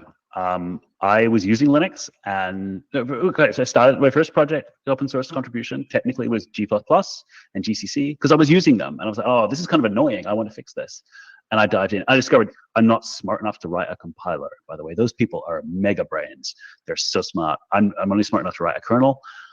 Those people are really smart. But, you know, that was the thing I started with. And in Linux, I was like, okay, well, I'm using Linux as well, so I want to make some improvements. So it's easier, a project that you know, to start contributing to that. But you can also, sometimes there's something you want to exist. You're like, oh, I really wish there was something that did this. And, you know, you could just start a new one too. Yeah, I heard this from other developers like Evasto, core developer, John Attack. It's like, or Josie, is like working something you feel like you need it and you want to do it. That's one thing that I've been listening, like that's the same answer. And the other thing is like what you said is reuse your skills to do something. I think it's part of what we have in the open source community. You have to give more than what you take in the Bitcoin open source community. Like you have to be a giver. You always have to give more than what you take, because if you are always asking and asking and asking, you are taking and draining. It's kind of a DOS attack to the developers. But if you can give more, people is like, oh, this she or they or he, they did this. They just fixed my life. They didn't take something that you are givers, and they get shit done, right? I think I like to say that this is important. Part of the Bitcoin open source culture is you give always more than what you take. That's always important. And if you have skills, you can give that, right? This knowledge, you can share that. Yeah. Questions about the future, and maybe we to start closing. Give me one sec. Yeah, here. Oh, somebody asked, what are the research lines that you think are interesting or powerful to start researching, or in general, what do you think is what kind of innovations inside the Bitcoin ecosystem you are interested? I'm doing the translation, then it's two times. Okay. Inside Bitcoin, obviously, I'm interested in the script restoration, mainly because I think it's an unfinished job that we should do. We should get back full Bitcoin script, so you have full programmable money again. But there's a lot of stuff that people are now looking at building on top of that. And those people are smart. Like, I don't even really understand some of the stuff they're building, but they've convinced me they can build it. So we have to make Bitcoin better. But then the cool stuff, yeah, OpCat is one of them. All the BitVM stuff, BitVM, ZKPs. Let me write this down, etc. Right. So zero knowledge proof systems and BitVM are fascinating. There's the RISC-V VM on Bitcoin, which is just wild. Like these people are really smart. Like some of the things that they're building on Bitcoin, like so I'm smart enough to improve Bitcoin enough so that they can build. There are things that I could never imagine. So there's fertile ground of these things that people on top, and I think that's still open season. There's stuff coming out all the time. It's really exciting research trends. Well, okay. Sorry, did I lose audio there for a moment? Yeah, can you say it again? Yeah. So awesome. The things on top of the script improvements, BitVM, zero knowledge proofs, RISC-V, VM on Bitcoin. Those people are building things I could never even imagine, and there's new things coming out all the time. It's really exciting. Perfect. Okay, give me 1 second. I'm doing 3 times on time. You know, conference is not my jam. Okay. Okay. Last question. Have you been in Argentina? No, I haven't been south of Mexico at all, and it's still on my to-do list. I know. I'm gonna have to bring the family and do a tour at some point. Okay, cool. Sorry, I got lost in the transaction. Have you been in Mexico or neither? I was when I was a teenager. I went across the border to Mexico as like a part of a U.S. tour, but that was as close as I got. Okay, then I have to take you to Mexico to get. I'm from Mexico. People always think I'm from Argentina, but it's just like I have so many Argentinian friends, and you know, like developers from Argentina are amazing, and we have a huge community there. But yeah, we are in several countries. Every time you work in Latin America, please ping us. We can find you some local tours and everything. We are going to do the residency in Argentina, and there is even some developers who want to spend the whole month in Argentina in November, like kind of a long thing. That's great. We will keep you posted. I don't know if you want to say something before closing, any advice, something you want to share with the community. And I know we take 1 hour of your time. We really appreciate this. This is online in everywhere, like this the spirit of open source. Everybody can listen, and we don't want to keep the knowledge for us. Any last thoughts, Rusty? Oh, well, I'm going to stay and answer questions in the chat too. Okay. Because there's a lot of good questions that I can understand that I would like to answer. Awesome. That's fair. But yeah, no, look, the whole point about open source, the real difference between it and the things that went before is that it's all just there. You don't have to ask permission anymore. It used to be if you wanted to work on like kernels or something, you had to work for Microsoft or someone like that who was doing it. Now you can just do it. Like you can literally change the code on your own computer. Like you don't, and no one you'd ever know. Like if you hate it, you just throw it away and no one finds out because you didn't have to ask permission to try. And that is just a very different way of thinking. You could literally hang up this call now and you could go change some code and release it into the world. That's astonishing. You know, you could go and break Bitcoin right now. I did this morning, right? So it's a great power, but it's also a fantastic thing to be able to do. What you did this morning? Sorry. Yeah, I broke Bitcoin, but that's okay. It's only on my computer. Okay. I'll fix it this afternoon before I release it. Yeah. Good. For those who are not familiar with this, I found a vulnerability, but before just being a bad actor, like sometimes people think hackers always do bad things. Can you explain a little bit of vulnerabilities, find it, fix it, and then release? Like just maybe for those who are new into the space, open source space. Yeah, so in this case, it was not a vulnerability. I just I'm adding new code, and my new code was crap. So you know, obviously my tests found that, and I realized to fix it. But you know, that's okay. You're allowed to break things. That's the whole point. When I was teaching computer science, like when I was, you know, a student and, you know, senior student, and I remember a junior student sitting in front of the computer, and they were frozen, like they were terrified. And I said, well, what happened?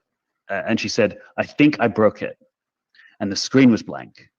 And what had happened is she hadn't touched the mouse for so long, the screen had blanked. But she was terrified that she had broken this really expensive computer, right? You can't break. I mean, you know, it's okay to break things, right? You're not supposed to be able to break your computer. You can play with all the parts, and you can pull it apart, and you can put it back together. And that's okay. And if you do break it, you don't even need to tell anyone, right? If you try to hack on something and do something impressive and it doesn't work, that's okay. That's okay. It's just, you know, it's just software. And you can just git revert, throw that out, the changes away, and pretend it never happened. But sometimes you'll end up with something wonderful, and then you can decide what you share with the world. That's awesome. That's pretty good. And even, for example, like I just gave you an example. I have a full-time job. Sometimes I don't have time to check the code, but people don't know, like I can keep up with whatever is happening in the Lightning space, because you go to the code, is there. The meetings are, some meetings are public. Like you can see what happened, and when things break, you can see it. And I think it's like, oh, wow. And I think that openness is what make open source software more robust, more safe, and just beautiful, you know, because when you're working with closed software, you have to wait until Microsoft, let's say, just poor Microsoft, fix it, right? Like when you are working in open source, you can fix yourself, right? Like you don't have to wait somebody to fix your code. You can just fix it. And I think that's great. There is more questions about in the chat. Javier Montoya have one.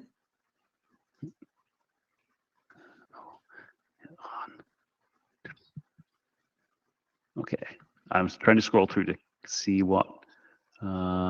Which one do you want to answer? Feel free to pick. Oh, someone asked, did adding more programming capabilities open up the vulnerabilities? It's like, yes, that's why we have to fix those. So like, I think of Bitcoin as like a house where suddenly Satoshi went, oh shit, like the roof is falling in. We have to, like, you know, and so he just like roped off a whole heap of rooms in the house. Like, okay, no, we'll just, any rooms that like look dangerous, we're just gonna rope them off, right? And then 14 years later, we're sitting in the house and we still don't have a kitchen, right? Like, maybe we should actually fix the roof. Like, maybe we should figure out how to make that safe again so we can go in the kitchen and don't have to eat takeout for 14 years. So that's what I feel about Bitcoin. Like, obviously the first thing you do, like when you're in trouble, like, is you just cut off all the things that could be dangerous. And that's what Satoshi did, because there was a CVE, the whole network could have fallen over. But now, you know, now it's needs time to go back and go, okay, what can we do safely? And there are ways of doing it. So he absolutely did the right thing, but you have to revisit once the panic is over, and go back and get your house back. Yeah, I heard some developers listening talking about, like, one thing is the mentality of a maintainer, and the other is the mentality of an innovator, right? Like somebody who want to change things, break things, do innovations. Can you put yourself in a specific box, or you are in a third box that is a little bit of both? How do you consider yourself, like innovator, maintainer, risk averse, or maybe you are not in a box, maybe, no? Like, I don't know. So people use the word maintainer, and that makes you think of some like gardener that just pulls out weeds or something. But a friend of mine talked about working on the compiler, and he was talking about one of the other programmers, and he said, look, I'm smart enough to fix the compiler, but this guy is smart enough to break it. So the maintainer, in fact, is somebody who looks after an area, and that means doing the big changes too. That means knowing what needs to. Sometimes, you know, you've kind of patched it, and at some point you're like, no. The needs have changed. We actually need to rework this whole thing, and that is also the maintainer's job. The maintainer's job is sometimes to drive the bulldozer as well. And the maintainer is the person who just knows most about this whole area, and they make the call. When do you put in a small fix, and when do you go, we need to rewrite this whole area? And so the job is both. To get that judgment right. I mean, everyone loves rewriting stuff, but you've got to pick, when do you rework and when do you just manage? And that's a really, really hard balance. But your job is both. You're the person who knows most about this area and decide what, both the big things and the little things. So you can't just be one. A maintainer who doesn't make changes is like a death watch. Like you're just watching the whole thing decline, right? Because things do change, and as they change, the old way the code did something sometimes just needs to be replaced, and you need to spot when that happens. Of course, it's one of the hardest jobs in the world to work with software. Totally. All respect for Bitcoin core contributors and maintainers. I think sometimes people write with Twitter fingers, but at least here we as a community try to be super respectful and kind, and we respect Bitcoin core contributors. I think it's more about, some people talk about the ossification of Bitcoin versus changing. I understand you are not in the ossification team, more in how to make Bitcoin better. It doesn't matter how, but just make it better, right? Yeah, you just have to do the best engineering you can. And sometimes that means not making changes, and sometimes it means making changes, but that's your judgment, right? And after, enough experience, you hopefully have good judgment, and you can convince people, okay, we can make this change and it is safe. That's very important too. Everyone should be conservative and reluctant. You don't just make changes because it's Tuesday, right? You make changes because you have to get some concrete advantage, and you have a plan, right? And you make sure that it is as perfect as you can possibly make it. That's the job, right? We got here for somebody had a problem and they had to write software to do it. And if you have a problem, you write better software to do it. Yeah, we lost you. Is your mic cutting? Oh, my mic cutting out. Yeah, but we know you use Linux. It's normal. Audio problems is normally Linux. Sorry, I have to say. Really? Okay. Here we go. I will turn the volume up for you. Yeah. So somebody asked, is working on purely on open source lonely? It seems like just interacting through issues and PRs could be tough for people, or is that just a false perception of how it actually is? You kind of get to choose, right? I have weekly catch-ups with a whole heap of different developers. It's time zones, so it can be a little bit, turn around through email rather than face-to-face, but I do have a lot of face-to-face calls to catch up with people I like. But also, I work in a co-working space, right? They don't work on Bitcoin, but there's a whole heap of co-workers there who work on other stuff. So it's definitely not lonely. It's pretty exciting. And of course, you get to go to conferences and things, which are just like amazing and intense, and not just technical, but a chance to be, social and have a whole heap of fun and eat too much barbecue and all those things. So and for those in Argentina and Mexico, and at least for those countries, we are working in having Bitcoin co-working space, to have a space to have BitDevs in the cities where we have more than 10 people. This is part of the project. You must go to the real events in your city. Then don't worry, it's not going to be lonely. We are trying to fix the things that people say is not amazing, like Bitcoin open source can be lonely. It's not going to be lonely for you. This is why Bitcoin for open source exists. Like, you have to meet with your peers in your city. Don't worry about it. Yep. Yes. Someone asked about technical debt in projects. Are open source projects less prone to technical debt? Yes, absolutely. Having worked on proprietary projects, I have dealt with depths of technical debt you would not believe. But working with engineers, they understand, right? You're like, I am going to clean this up and replace this, is absolutely seen as a vital work that's really important. Whereas when products are driven, by the bottom line or by managers who don't understand, they would never pay you. They would never justify doing that work. There are people sponsored in Bitcoin to simply do maintenance work, and there's a lot of people in Linux whose job is to go around and clean things up. I've been known to spend weeks going through and rewriting some whole thing across the entire ecosystem in Linux because it was not right. And it needed, it was great when it was written like 20 years ago, but people kept using it wrong, or it was buggy, or just it was awkward. Or I just looked at it one day and went, oh, I have to use this how? That's just horrible. And so you go and fix it. So technical debt is a lot less in the open source projects I've seen than any other proprietary project I have ever seen. Awesome, thank you. Let's see if there is any other questions.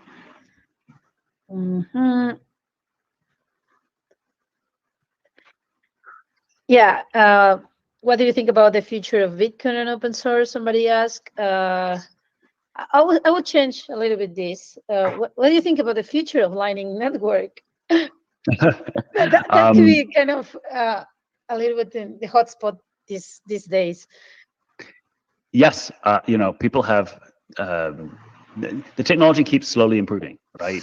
People like, oh, they go, people go like the Bitcoin price. They're so volatile. They're like, oh, the Lightning Network is going to be the fantastic best thing ever. And I'm like, that was 8 years ago. We hadn't even got interoperable implementations. And then they were like, oh no, it's not working yet. Lightning Network is dead. It's stupid, whatever, right? And there was a whole heap of time where, oh no, Bitcoin isn't for payments. Bitcoin is for like store of value. And they were like, I don't even know where you're working on the Lightning Network. Like no one's gonna use Bitcoin for, it's just, man, they were like inconsistent. And you just keep working, right? Ignore it, fix bugs, make things better. Yeah. And eventually you catch up. There's always, you talked about this before, engineers are always like, oh, there's these problems, we've got to do this. So we do see these things, but it's continuous progress. There's a lot of cool things that we want to do. We're just working our way through them one at a time. And I think Arc, good question. I love that question. Just to say, like, this is a good thing about open source. Nobody tell you what you should do or what you can do. I mean, if you're part of the team, there is a consensus as a team. But if you start contributing with something, like the guy from Arc, he just started Arc by himself, right? Like, I forgot right now his name, but he just started the design. It's in the tip of my tongue. Oh yeah, what do you think about Arc?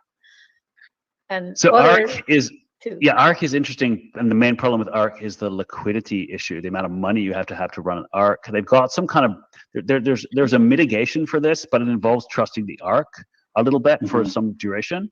So I'm not sure that the whole thing will actually work in practice quite that well, but it's interesting.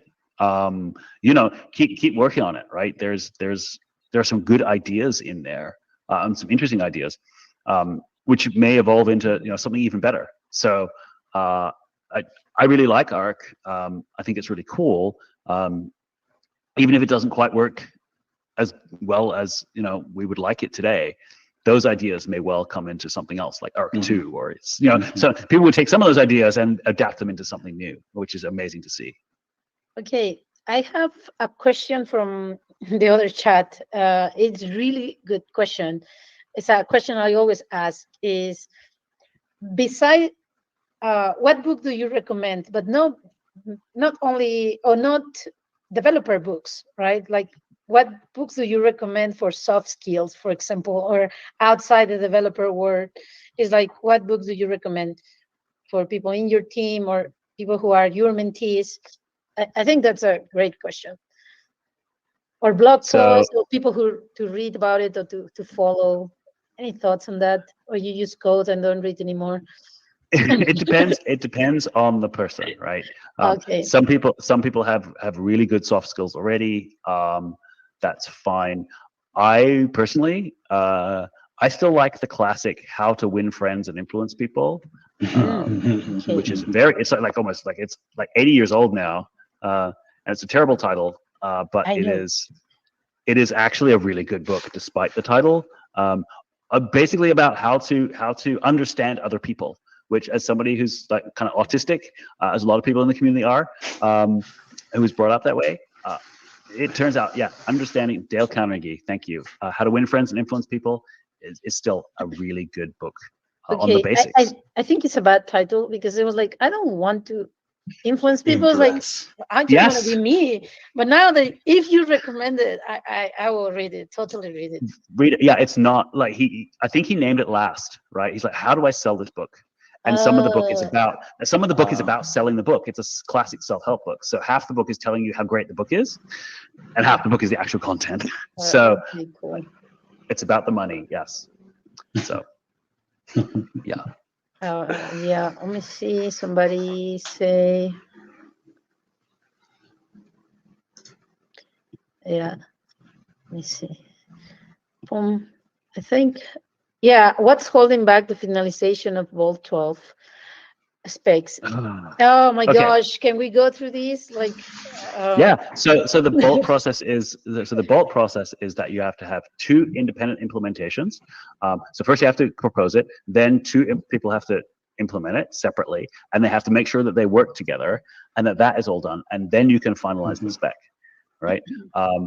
We have 3 people implementing it, and we're still not quite compatible yet, and we're having disagreements over exactly which parts are in and out. So it's a long process, but it's good. So I implement something what I think is logical. Someone else implements it, and they go, "Hey, hold on, this is wrong," or "We want this way," and we have the negotiation because they think about it differently, and their code is different, their brain is different, and sometimes they have different use cases. When you say they, is LNDK, or you say async, or specifically? So async are doing it, and so are the LDK project and LNDK, like on top of LND. So yeah, multiple different implementations, trying to make sure they all work together. And it's important because we have the joke about me getting a Bolt 12 tattoo, and so I do not want to have to erase it and fix it because it's really hard. If it's a QR code, it's really hard to change. You can't just change one thing; you have to actually redo the whole thing if something changes. So that hurts. I don't want to do that. Yeah. Okay. Get it. Yeah, and you can follow that conversation. There is even a Discord for Vault 12 and a lot of things happening. I can share that in our Discourse. Yeah. Somebody asked about recent licensing changes, like the one in Redis. I'm not aware of that. I apologize. Are you aware of the changes on Redis? Yeah, for the last 25 years, there have always been people playing with licenses, trying to figure out where the balance is between giving everything away and can they keep some things proprietary and all these things. I have my opinions. I have never needed to do it, and for some software is too important to restrict, just fundamentally.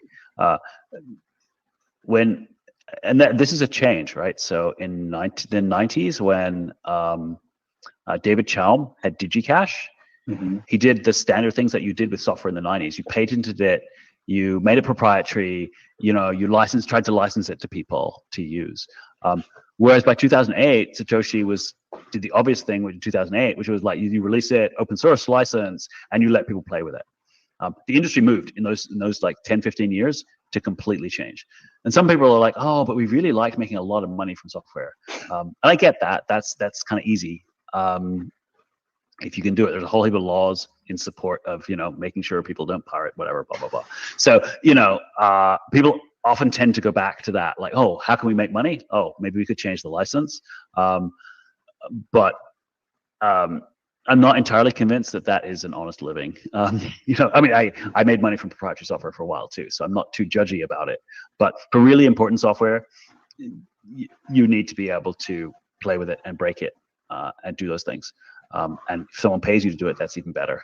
So I generally prefer, I just almost always work with open source licenses these days. Yeah, and the beauty of you start working with companies that do open source, you as an individual has the influence to say, no, we shouldn't work with, let's say, MIT, let's work with Berkeley, or let's work with that. Like, I think we can have a class of the licenses. Sometimes as a product manager, they give you the work nobody wants to do, and this is your job. And then it's basically saying which licenses you have to use. And we can have a class or a session on that. I think it's interesting to know. Okay, I know my people are going to keep asking questions. I just want to say we can do a hard stop, and we can share your social media. I know you have to come back to code, but if you want to answer a few last questions, feel free to answer, or we can do a hard stop. Up to you, Rusty. Yeah. So someone asked about eCache projects. I think they're amazing. We wanted to do we thought about that for Liquid at Blockstream. We were like, oh, should we do an eCash thing? The pieces weren't ready then, and there were other reasons. But now there's like the code is out there now. It's a lot easier to build an eCash system, and it's really exciting to see. If you're going to do a custodial system, then eCash is by far the best way of doing it. So once you're in the custodial world, doing eCash is amazing, and I'm hoping those projects really take off, because that is by far. Some things are naturally custodial, right? If you have some thing that is only useful for, for my store or my thing, then it makes sense to have some kind of representation of that. And for eCash is amazing and great, and they offer really good scalability, anonymity set, all those things. So I really love Fediment and Cashew, and they're really exciting. You should totally. You should play with those. They're great. They're so much fun. Someone asked about level 3 blockchain. I don't know. The level thing is like people start making up names at some point. It's marketing. We live. Yeah, it's marketing. I work on level 5 blockchains. I don't know. Web 5, yeah, yeah, exactly. So beyond layer 2, I don't even argue. I mean, people even argue what layer 2 is.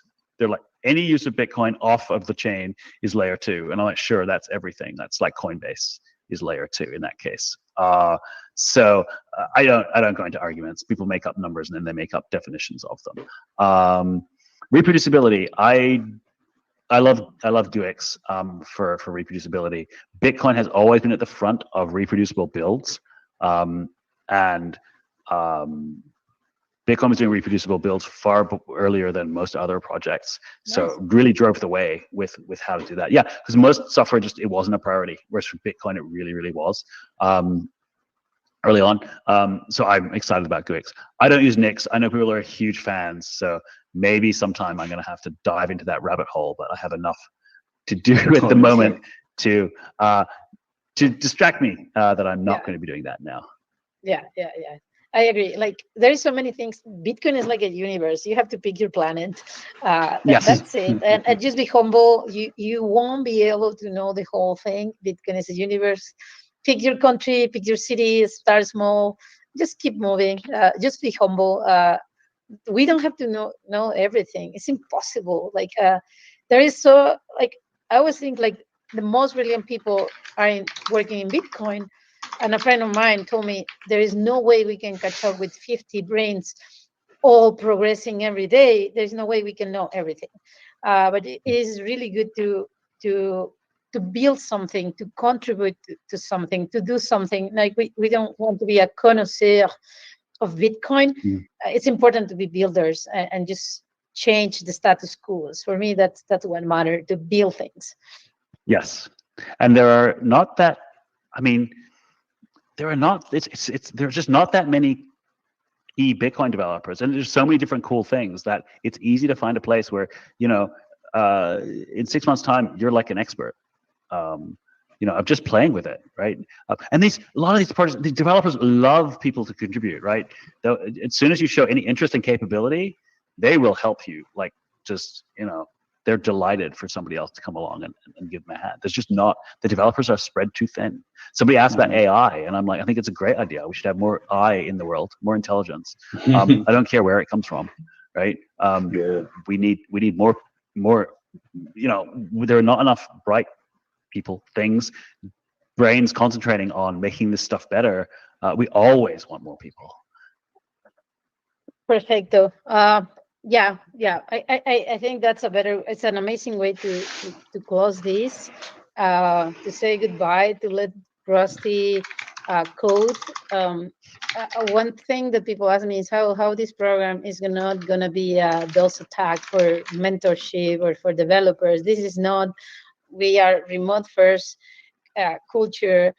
We want to be meaningful with everyone. We want everybody who is listening to come here, be a speaker, be a mentor, fall in love with what we are in love, that is decentralized Bitcoin open source, and bringing more people, as today for Latin America, Caribbean, and Spain.